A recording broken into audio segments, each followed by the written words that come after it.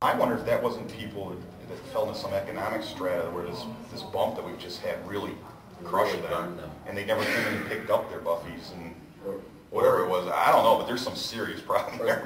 Like you said, they may have sometimes, people are looking, well, what new can I invest in? And some folks will push like variant covers because it's, if there's 100,000 copies of the regular one and 10,000 of the variant because it's 1 in 10, maybe something there, and that might be why somebody ordered that many. But it's still a tough push. I will say, and I think there might be some. How are we doing on time? We've got 10 minutes. 10 minutes. Let's Anything open else up. Yeah, let's open it up to you guys because we're kind of giving our opinion, but we'd love to answer some questions. What do you think of the? I hate to say about investment. I'm not really an investor. That's why we're here. There's still some component to collecting that. No, I understand. I mean, I want to see eventually, I'd either like myself or my kids to get our money back and hopefully more. But with the prices, I mean, I just don't get paying 30 times guide to have a 9.3 anything. So my question is, mid-grade stuff, very good to fine minus. I try to stay in that range. I'm down. I basically don't need anything above number 180 for runs like detective, action, adventure. So that's the kind of. So you're looking at the real part of it now. Right. So I mean, I'm down there. So I mean, I can't buy a book for less than $100. Not for me. And that's a cheap book. So what do you think about the appreciation of those books over the next year? We have this discussion all the time, and there's always the dealers who will say that the hobby's going to collapse in the next 2-3 years. I've been hearing this for 25 years. Absolutely. It's not going anywhere. Right. It's a proven commodity, right? I mean, it's been going on long enough now. I don't know where the money comes from. I look at a heritage auction and $1.3 million was spent. Where the hell did that money come from? I don't think you have any problem at all. Now you must have a large collection. I do. So you already know the stuff at the end, the top of that run. You're looking at, nobody's going to go through there and grade those for you at the current time. It's going to go through and grade and price. They're going to say, look, comics from this period of time, we add them up and multiply them by 50 cents, $1. Absolutely. Right. So we do that with all these. Now we get down into the collectible era and we start working on it. What I believe that the golden age and the silver age and our cornerstones, they're always going to appreciate, everybody here knows this book, right? I mean, if you don't have this book and you haven't read it, you're at a serious disadvantage against hobby. Those realization rates in the top 100, they're pretty good, and they spread out past the top 100. I mean, they're only 2 or 3 points. The key book's only 2-3 points, higher than the appreciation on the non-key books.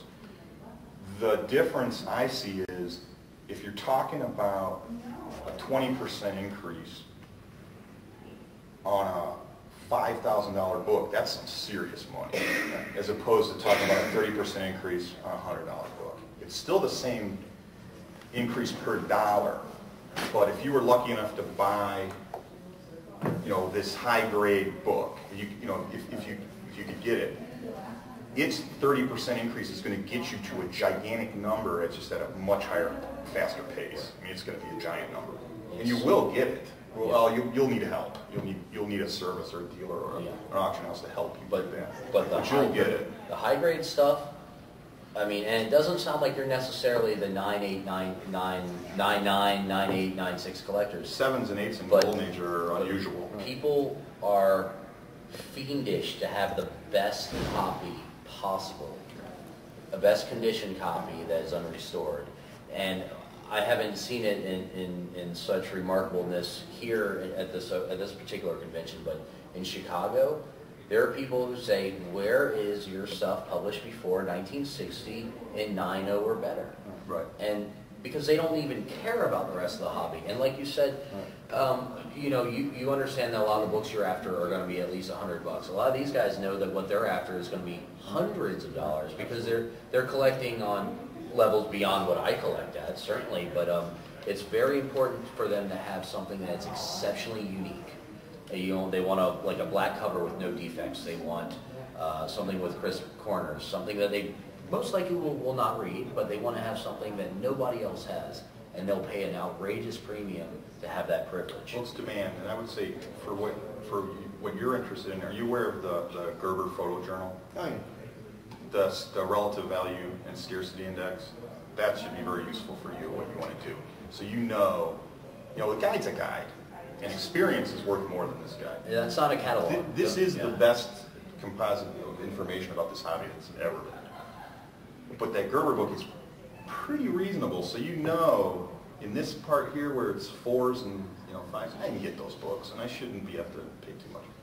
These are 8s and 7s and 9s. You gotta pay whatever you got. I paying multiples of a guide, like you said, the reason that the guy will pay 20 times guides to get that 9.8 or that 10 is because there aren't any. I understand. You know what I mean? So you only need 3 guys to want that. That's what that is. It's not that it's worth it or anything. It's worth it to that guy. He's got to fight 2 other guys because it's the only one there is. For instance, I found I personally, and I kind of fought this for a long time. I didn't slab. I didn't feel I needed CGC to help me sell a book. I'm a known guy. I've been doing this forever. I can sell a book. I know how to grade it. Bought a collection, Bronze Age stuff. Spider-Man 142 or something. Sent it in, came back at 9.8. It's the only 9.8. 9 what? 9.8. With 10 being doesn't exist. 9.8, super high grade book. Only one there is. Top guide on this thing's $45. Put it in an auction, $1,200. Right. That's insane. Absolutely. But that's because it's actually, it's not a rare comic, but at a 9.8, it's an insanely rare comic. Well, there's only So one. it's, there's only one. There's only one. I mean, I collect sports memorabilia. But as time goes on, we all kind of know there's going to be 3 or 4 eventually. Right. They're out there. We know that. Sure. But it's like you said, if you only have, right now there's one, and you got 3 or 4 guys wanting it, I mean, there's plenty of guys with $1,200. When you get to the older books, the books I'm collecting, the number of people that are willing to pay, 30 times $1,000. You're right. You And reduce that being that. said, I just paid 2 weeks ago 100 times guide for a book at an auction. I paid it as a dealer. I paid 100 times guide. There's only 3 copies. This is now the 3rd known copy of this particular book. I was not walking out without it. What was It was Wow, What a Comic, #2. Okay. It's just when I was a boy, we used to read Alan Light's Buyer's Guide. It was like a weekly monthly newspaper. Right.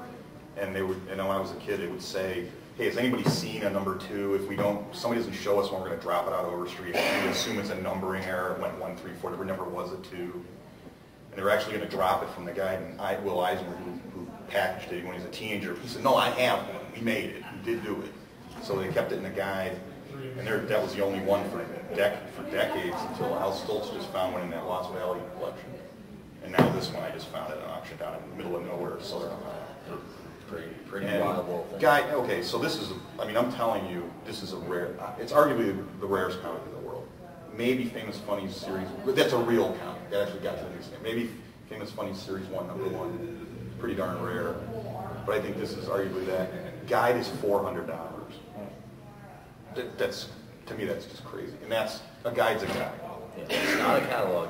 So I just did what we don't like to see. I just paid a huge amount. But I had another reason to do it. I really wanted. I wasn't going to walk out around that. And there was somebody else bidding against me that he was riding right along. And keep in mind that comic dealers I got killed when I got home. You did what? You know what? Somebody will buy it for me when I'm tired of it. And comic dealers are just collectors whose collection got a little too big. Yeah, it's so. Guys, I think there's another panel happening, but we want to thank especially John Haines, who just opened up a brand new comic store in Ohio. Let's give this guy a round of applause. Thank you, guys. That's the media was. Yeah. What kind of an idiot And, does this? And I'd love to promote my little thing. We're running the Virginia Comicon, the first 2-day show in the state in 25 years. And I've got a by appointment only showroom of Silver and Bronze Age stuff. Grab a business card from this guy, grab some cards from me. Thank you guys all for your time today.